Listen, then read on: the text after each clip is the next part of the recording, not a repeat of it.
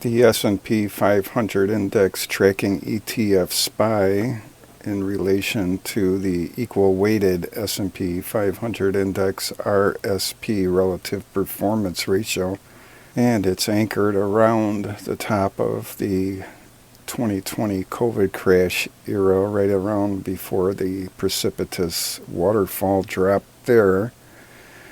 And then down here at the January 8th, 2023, on the start of this beautiful run up, and anchored right here at May 28th on a weekly chart.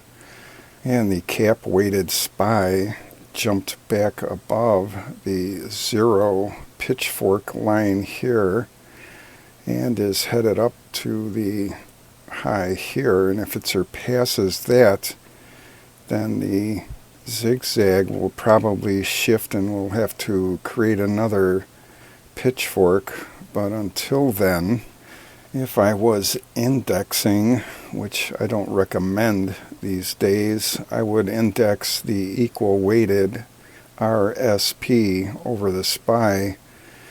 It had a glimmer of having a day in the sun here as SPY was performing less than the equal weighted RSP, but then the large caps took off and it really had a big bar on the week of the 20th.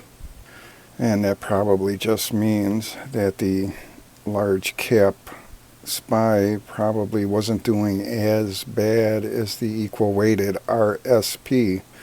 So that's what I would do if I was indexing, and the down wave B for D wave here will print somewhere underneath here or somewhere in that area, and that doesn't mean it's going to turn around because it's on wave C and head up. The B can travel down.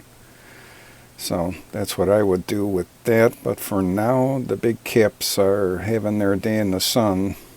And here's another perspective on the SPY to RSP ratio, except it's going the other way. So here we have the equal weighted index versus the S&P 500 large cap index.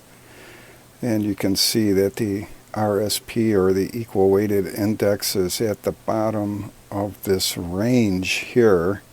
So it might not be a bad time to get into the equal weighted S&P 500 index now, RSP.